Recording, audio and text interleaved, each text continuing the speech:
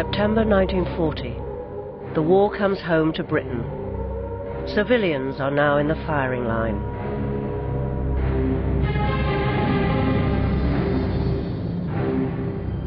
I think that was really the first time that I felt that fear.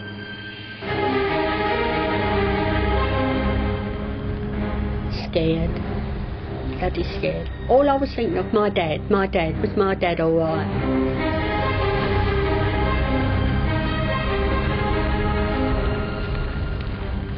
I mean, the whole east end of London went up in smoke. It was quite traumatic.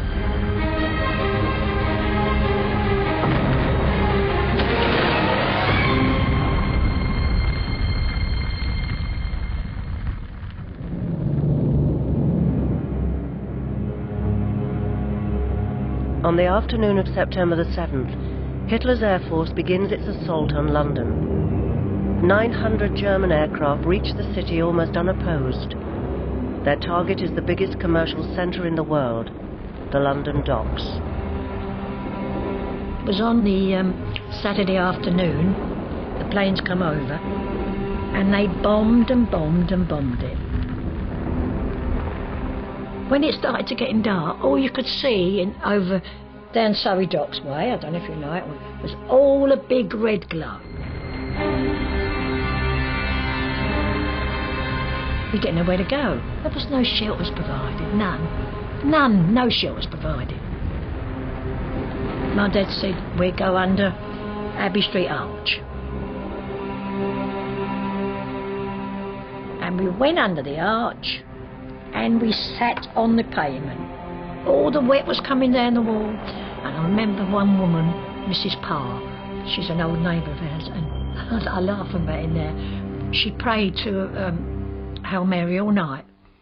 I said, "Oh, Mrs. Parr, for goodness sake." She started doing a Hail Mary. Well, that's what they believe in, isn't it? But other people, they just sat there. I don't think we slept the first couple of nights under there. I can't see how we could have slept. It was so noisy.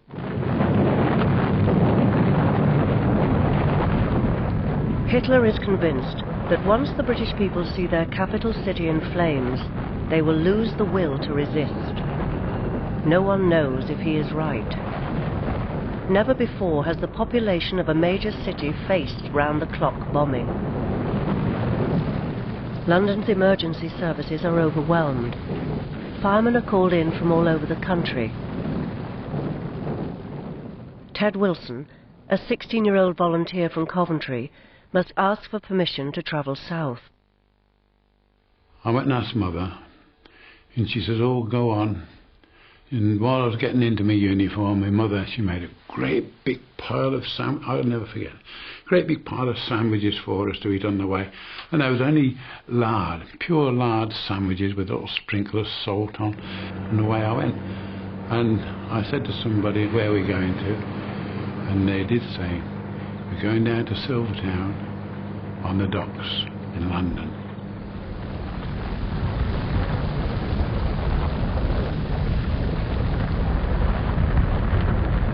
In fighting the fires, 16 firemen were killed, 11 by high explosive bombs and 5 by falling walls. It was horrific. You've got the bombs dropping down, sometimes in the fires that you're actually trying to put out. And the sky didn't exist. That was a blackness. I've seen walls fall down and firemen being trapped. I saw the policeman die, and you could hear the shrapnel, not from the bombs, but from the shells bursting up above and sprinkling down just like rain. There's no doorway or alleyway for a fireman to go into. He has to stand there and take what's coming down. EastEnders seek refuge anywhere with solid walls. In Bermondsey, an old billiard hall becomes an emergency shelter. And there was a little bit of music there. And of course, all the young people wanted to go there, didn't they? And I said to my mum and dad, instead of going to Butler's Wharf, let's go in the billiard hall. We tried to get in the billiard hall, but it was full up, and all the people in the billiard hall was all the girls I went to school with, all my age, 18, Lily's friends and all that. And when we come out, the bomb had fallen through in the billiard hall and exploded inside and blew all to pieces. I mean, they didn't even bury the people, they couldn't even sort them out. They couldn't. Shocking. I don't know if it was Lily Williams or Rosie Williams. She got killed, and girl Bat and another girl. All young people, 17 and 18. People were dying all over the place. Oh. In the first 4 days of what's become known as the Blitz, 1,500 people die. Nazi bombers dominate the skies. The RAF makes little impression. We just did our damnedest to stop them getting there, but we couldn't stop them completely. On those first 2 London raids, we'd taken off quite late, and we tended to be underneath the raid. We hadn't got to altitude, let's put it this way, before they arrived. So we were fighting at a disadvantage. We were fighting uphill instead of down. And the 3rd London raid, I climbed like stink from when I took off, and I managed to get above them. And on that occasion I got a bomber quite happily. But poor Londoners, I really felt sorry for them.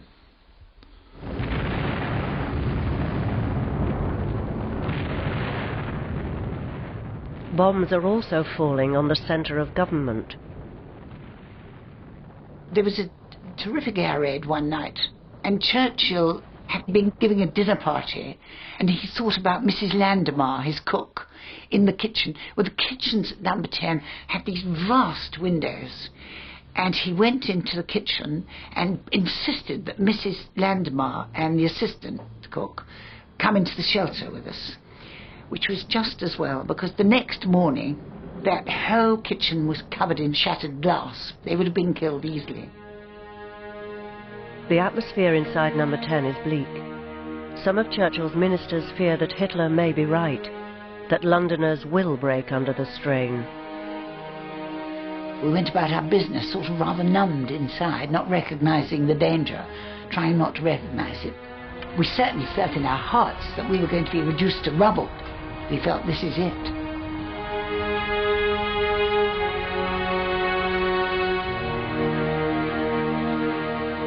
While Hitler's Air Force batters London, his submarines intensify their attacks on British merchant ships in the North Atlantic.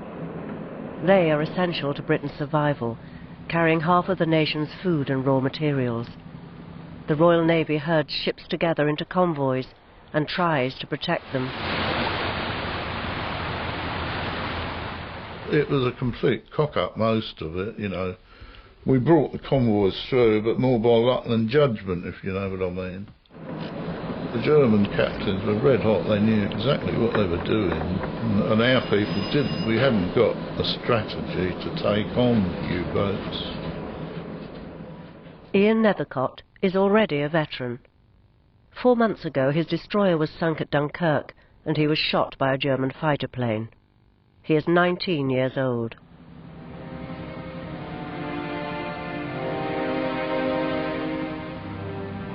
At that time we could only have about 4 or 5 escorts to a convoy of 40 ships. Sometimes in the night there'd be an almighty bang in the middle of the convoy. You'd see lights and flares and things going off, but you ploughed on. The convoys always kept going.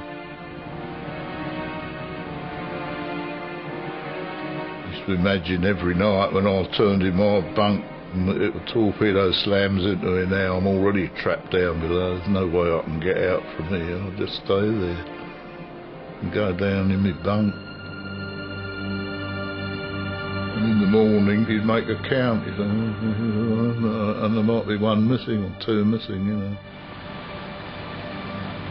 And you couldn't pick up people often, and the seas were so rough. And if they weren't in boats or anything, if they were just in the water, you just had to leave them.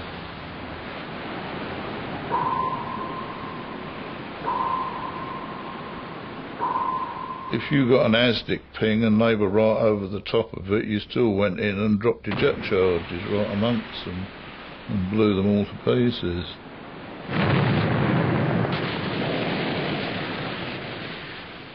And there was one or two occasions where these poor buggers, you know, thought that they were going to be picked up and they were all waving, and the ship just ploughed on straight through them and fired their charges. And, you know, you killed all your own blokes. You've got to sacrifice some for the good of the lot, you know.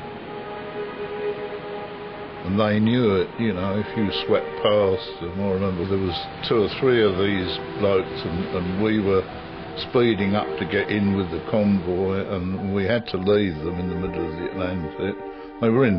They got life belts on, but they were going to die. And this bloke realised it, and he was shouting out, "Taxi! Taxi! Taxi!" Just taking the mickey, like, you know, he knew he was going to die, he knew we couldn't stop. And all you could hear in the distance was him shouting out, "Taxi! Taxi!" And it faded away.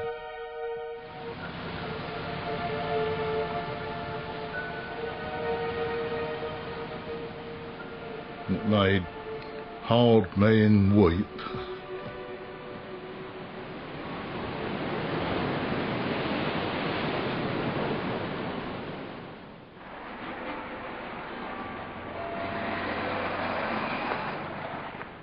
Thousands of EastEnders are now bombed out of their homes. Many trek into the countryside and sleep in fields. In Silvertown, close to the Royal London Docks, the local council gathers people together in South Hallsville School. All those under the viaduct, they were to go to South Hallsville School, where there would be buses to take them to a safe area. Right, so we all makes our way round to this place. When we get there, we're all on the corridors and everything, we're all sitting there waiting to be shifted. We have corned beef sandwiches. Then one woman says, "How do you want your eggs tomorrow?" It was Mrs. Mack. "How do you want your eggs tomorrow? Hard or soft?" You know, jokingly done. "Have you got enough sweet coupons? We can share them." The promised buses fail to arrive. Instead, the corridors and classrooms quickly fill up as hundreds more EastEnders are packed into the school. That's the lack of experience what they had. You see, you took people down there thinking they was going to be safe. You left them there.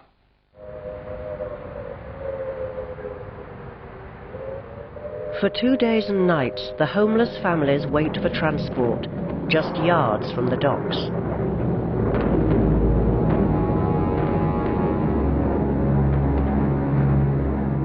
And they put people, there's a factory there, there's a Lance of Paragon, and there's the glassworks there. I mean, aerial photo, I mean, they could look down, they could see there must have been some sort of factory or effort, or wherever it was, you know.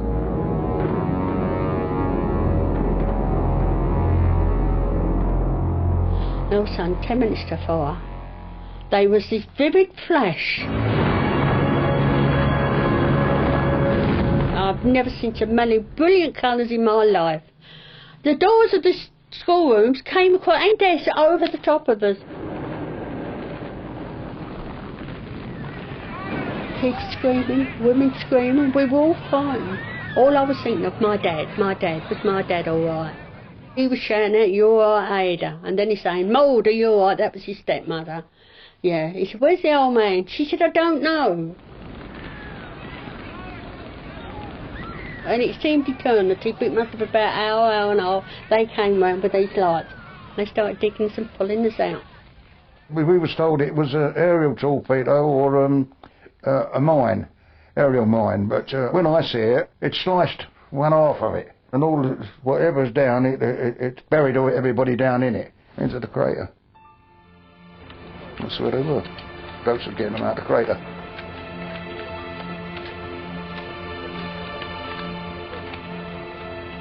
Then this woman saying to the air raid warden, "Oh, it's Jimmy. That's him with the brown jersey. He's got his scout medals on it." So they've dug and then all they got his, "Oh, no Jimmy. There was so many killed in that bloody school.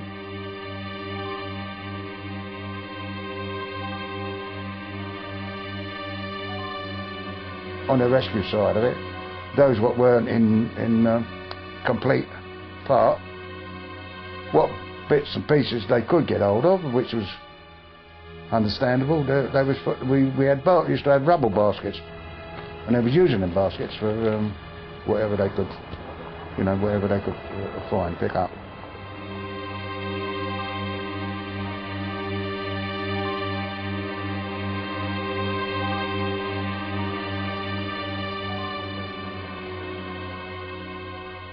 There was people here. There was a lot more people than what they said are buried in there. Eventually they realised that the best thing to do was to cover that lot up. And I think they did. Yeah. There's no telling how many people are buried in there even to this day,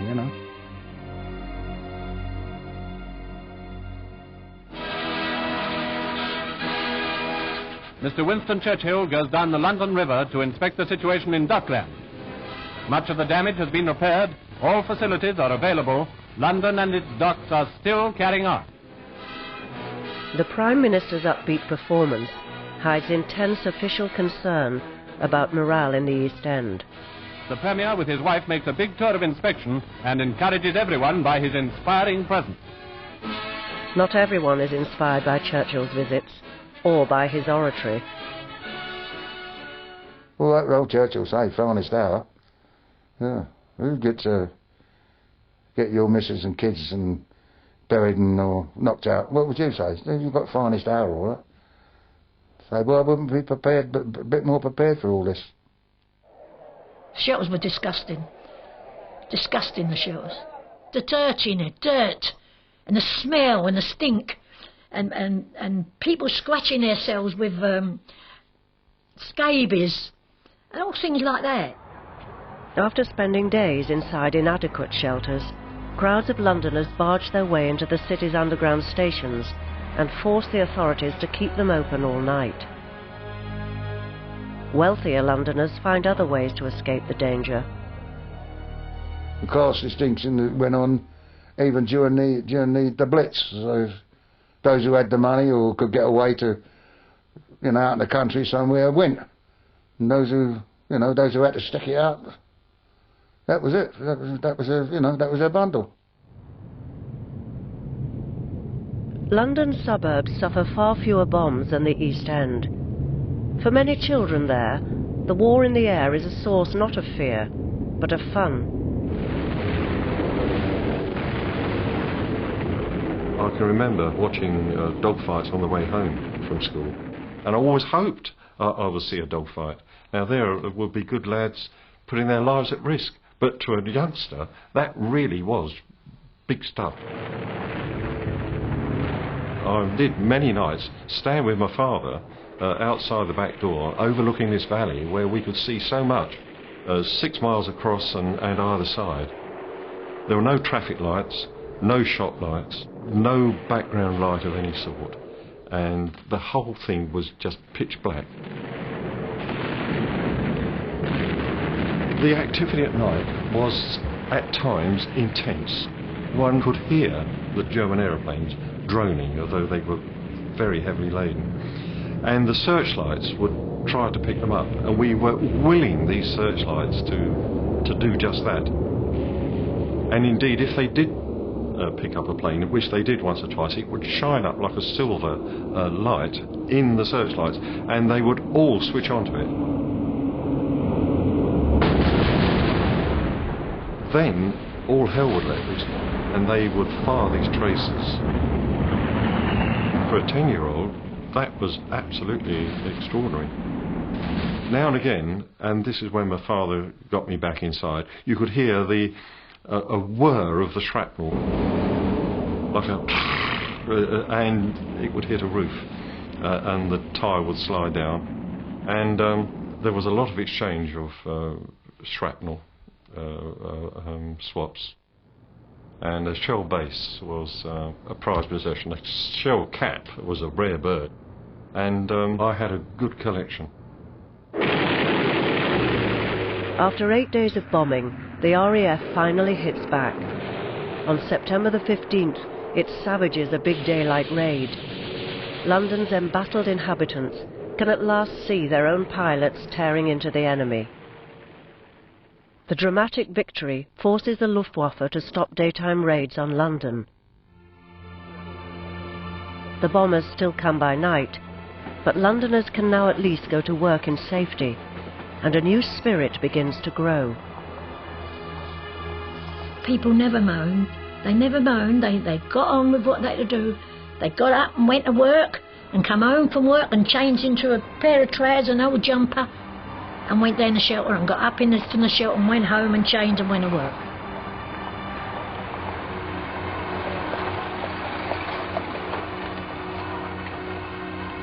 There was this kind of air of, I'm not going to give in to Hitler.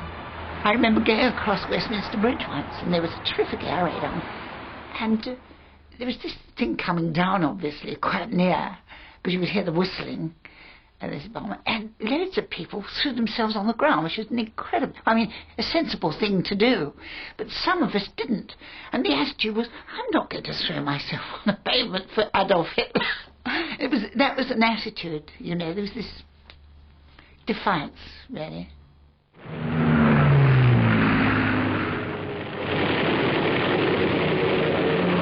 We had a hell of a scrap over Portland, in which about 100 enemy aircraft were engaged. The Messerschmitt 110 whipped up in a stall turn, and I gave him a long burst. It fell over and got on the Messerschmitt 110's tail and sent it down in flames. The bomber crashed in the field.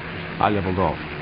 Suddenly there was a blinding flash on my port wing, and I felt a hell of a blow on my left arm, and then blood running down. Dennis Whistler is a 20-year-old fighter pilot.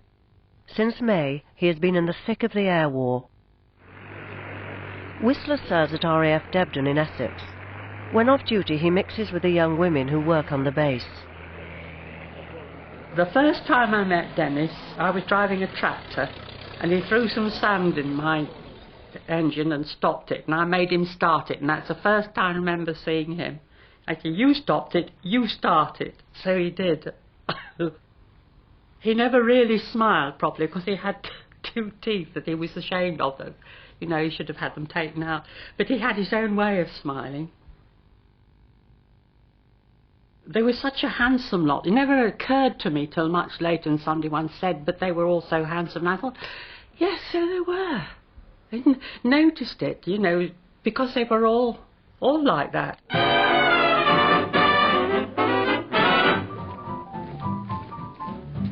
I mean, there were budding romances all over the place. But we were always supervised, both the girls and the boys. You know, and it was all very proper. I mean, sometimes they held your hand and that was it, you know. Very exciting.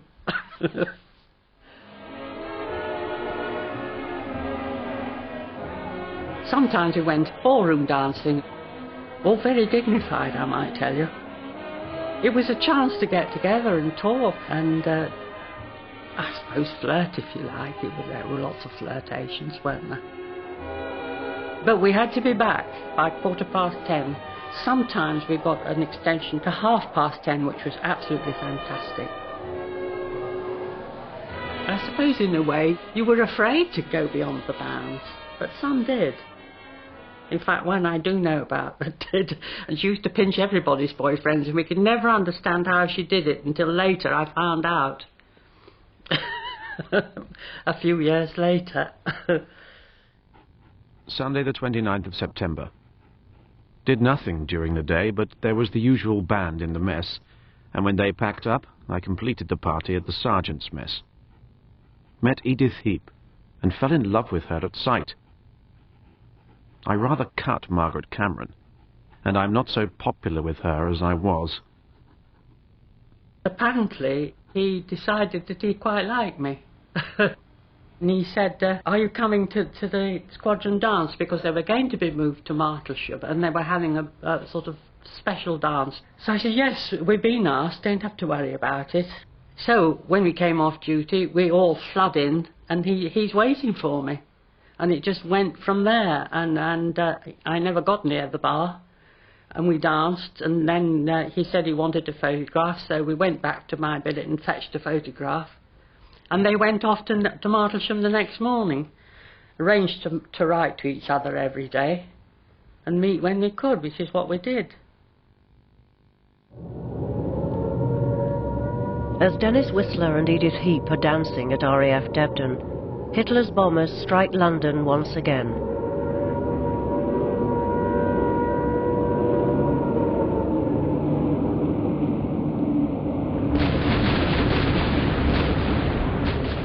I went to sleep on the settee underneath this ironing board, and my mother had got some sugar and rhubarb and was going to make some jam the next morning. And this was, for some reason or other, I knew was near me, this particular canister. At about 2 in the morning, I could hear shouting and people calling and bells and the fire brigade and others. And I suddenly realised I'm looking into the garden and there are no French windows, they've gone. And I could see through into next door. I still couldn't comprehend what had happened because there was a lot of dark. And I thought, I know where there's some sugar.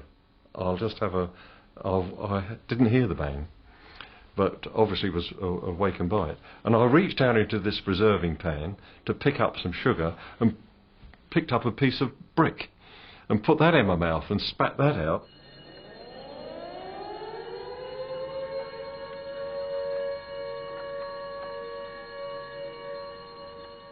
My father was okay. My mother, who was lying next to him under the table, was hit by the middle wall, which came and just crushed her.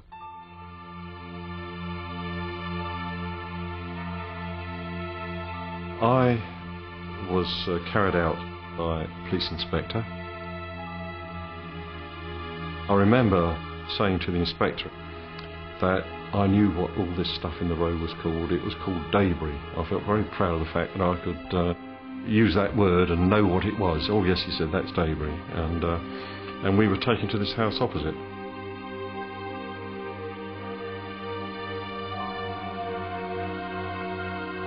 My father, who went to the hospital and was there, told my mother had been killed.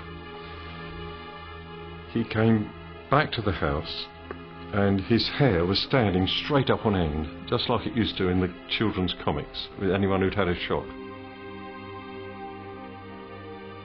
And he said that she had died.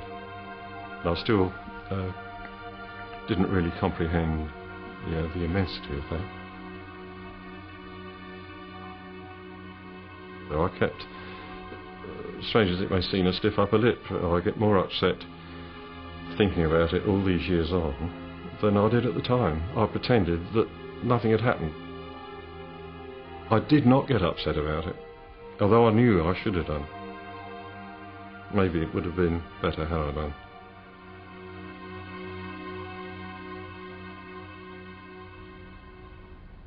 Wednesday the 30th of October. Pitters took over for me today and I went to meet Edith as soon as possible.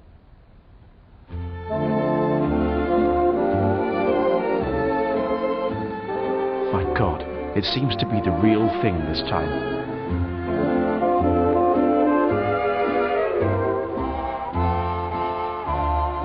When we were together, it was quite out of this world, quite literally.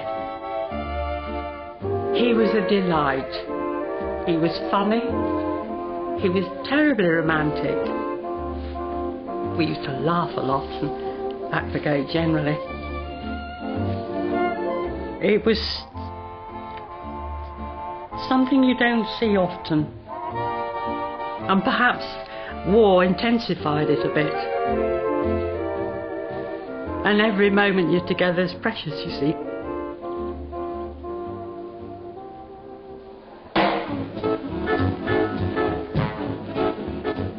Women were new in the forces, and they were worried that things would get out of hand and we'd get pregnant and there'd be all sorts of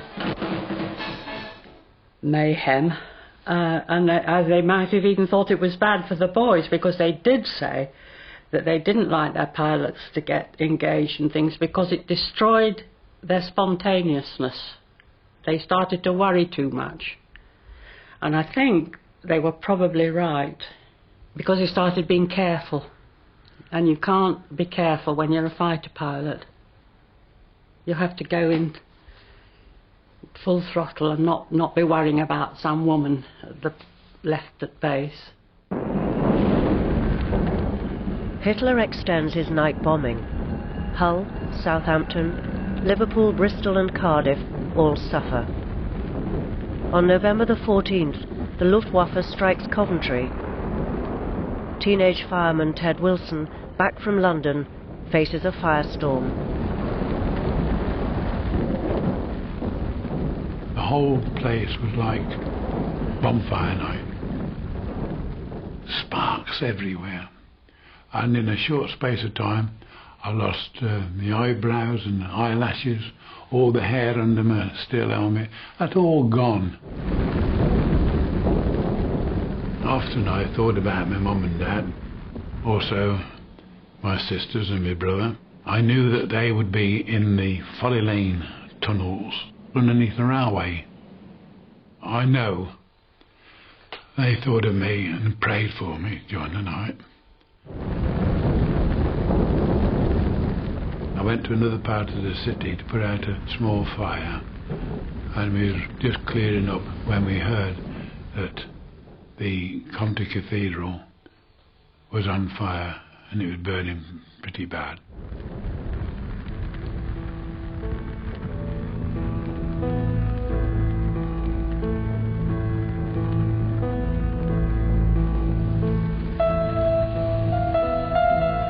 And I felt really, really terrible at that time, because I'd already been on the cathedral twice and put cinders off. And now I knew that the incendiaries had gone in through the roof, the lead, and into the rafters, which were like matchsticks, and there won't be much to save. It was at that moment that I did shed a tear, because the cathedral was my city.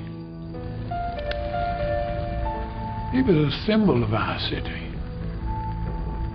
As a child, you was never called a Coventry kid until you'd been up the cathedral spire and had a look round.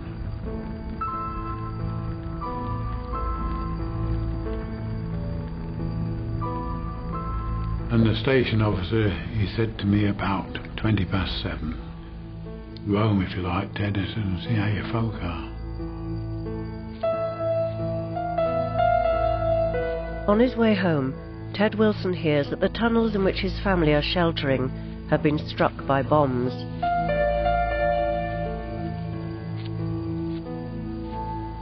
As I was walking down there towards the tunnels, there was two gentlemen at the other end of the tunnel. One of them, he walked towards me, and he put his arms around me and said, "Well done, son." In return, I just turned around and said to him, "Many happy returns of the day, Dad." It was his birthday. And that I'll never forget. Never forget that moment.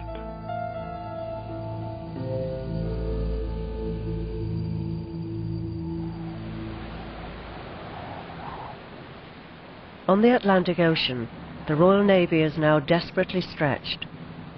To help protect the convoys, it presses passenger liners into service and fits them with 19th century guns.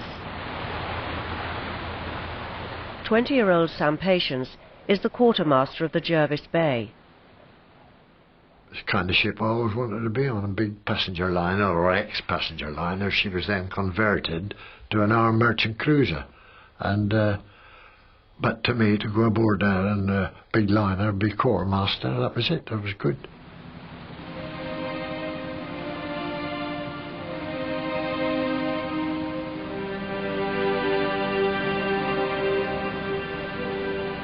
We were the protector of the convoy, and our job was to get the convoy safely over to England. We never anticipated we'd run up against a pocket battleship. And when she appeared on the horizon, we didn't even know what it was. And there were all kinds of speculation, blokes looking through the eyesights of the guns. Way on the horizon, you could just see the silhouette of it, and all of a sudden, crash.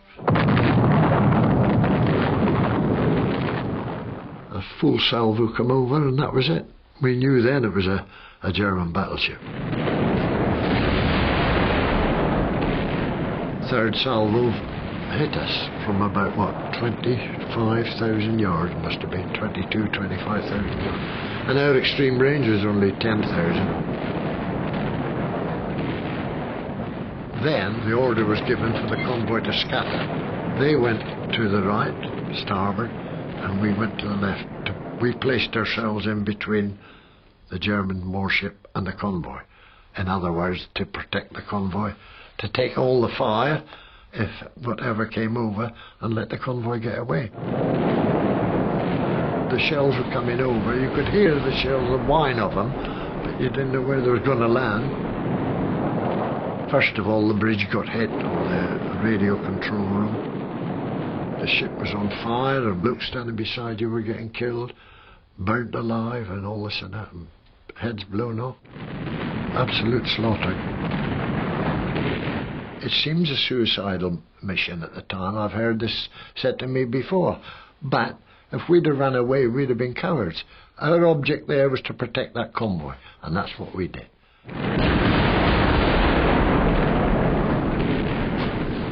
We were just getting smashed to bits, and the navigator shouted to us, "Abandon ship, every man for himself."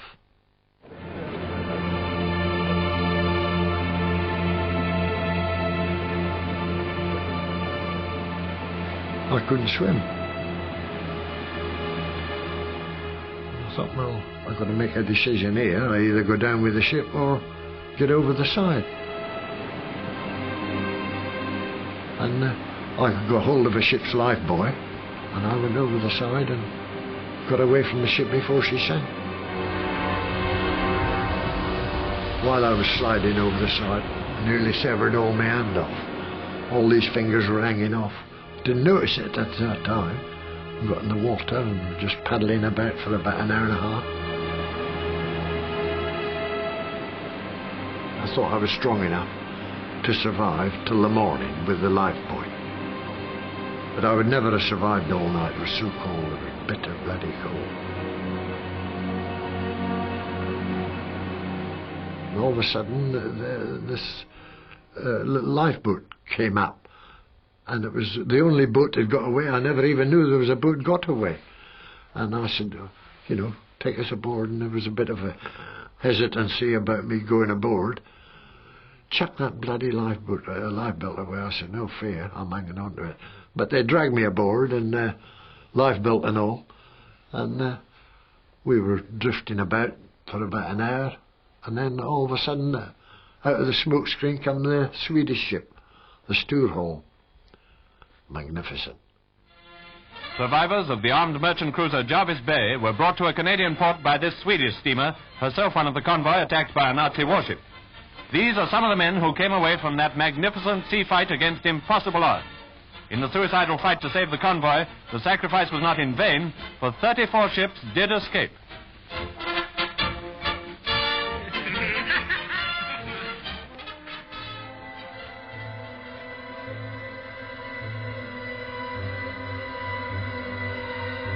Up until about 18 months ago, I should be fighting the Germans every night in my bed.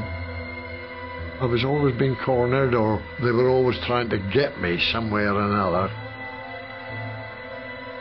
For a long time, I'm fighting, effing German bees and all this and that.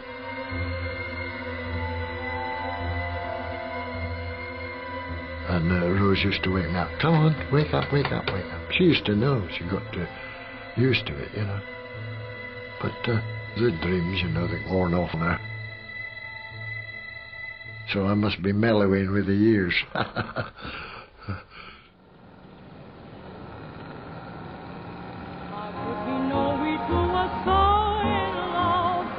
He said, when I next have some leave, could we spend it together, you see? And I said, yes, if you like. So anyway, we went to Cambridge.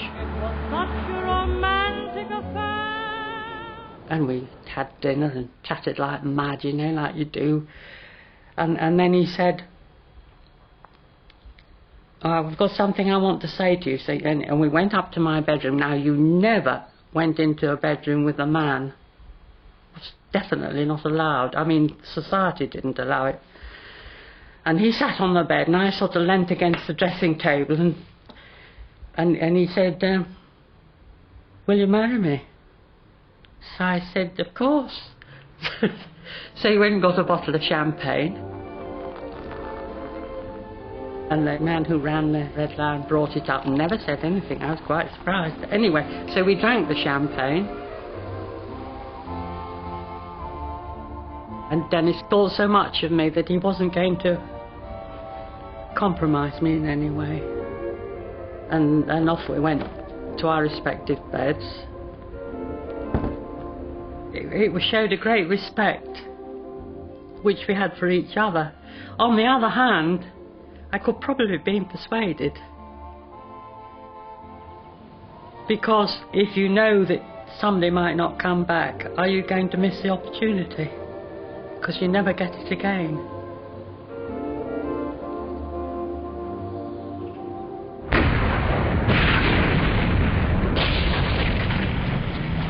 Just 6 months earlier, as Hitler's armies stormed through Europe, the world believed that Britain faced certain defeat. But the impossible has happened.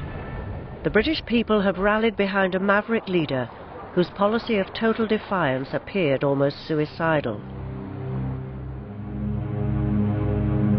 I have nothing to offer but blood, toil, tears, and sweat. For 200 extraordinary days, the world has seen that Hitler can be resisted and that fear can be overcome. We shall fight on the beaches. We shall fight on the landing grounds. We shall never surrender. He was dictating, and there was a terrific racket going on, bombing outside, and he suddenly said, Miss Holmes, sometimes he called me Miss Sherlock. It was a sort of tease, you know, Sherlock Holmes, he said. She said, are you frightened? Are you sure you're not frightened? And as I've said before, how could one possibly be frightened in the presence of that man? One never was.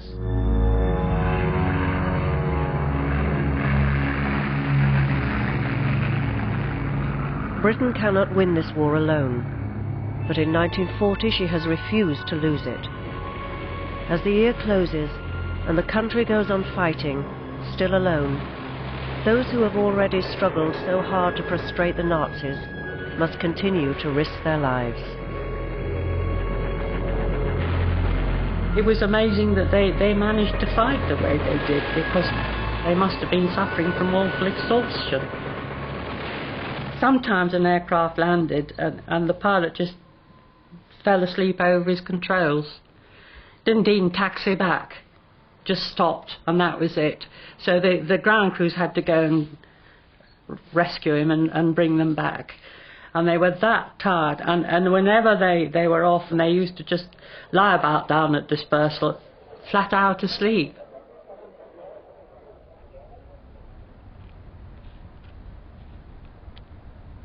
We went over to North Weald this morning and did 3 patrols, 2 of which were at 28,000 feet. I did 5.5 hours, and I'm so tired tonight. I'm going to bed early, but I shall be just as tired tomorrow morning.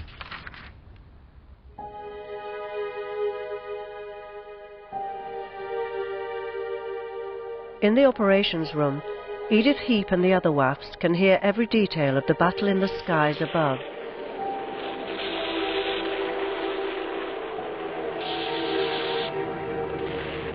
There was a tally-ho, and then a lot of noise really, because they're all going in. And I didn't really hear anything actually until somebody said, "There's a plane going down and there's no parachute." And that was all I heard. I thought, oh my God, it's Dennis, and I knew it.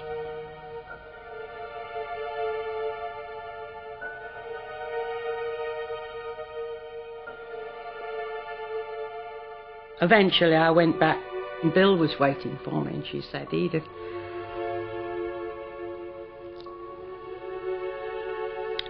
sorry. Anyway," she said, "Dennis is missing." So I said, "Yes, I know." And they were very kind. And how...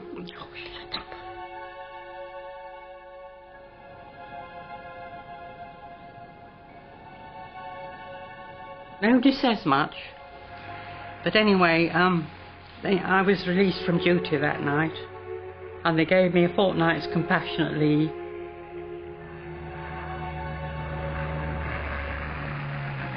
I do wish we'd been married, that I do wish. I wouldn't have cared if it was 24 hours or 2 days or 3 weeks or 5 months. I do regret that. But there we go.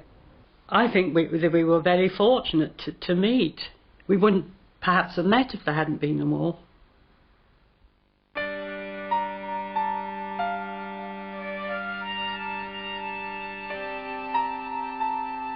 You're only a very small cog in a huge machine, really. But every little cog has to work, doesn't it? However little.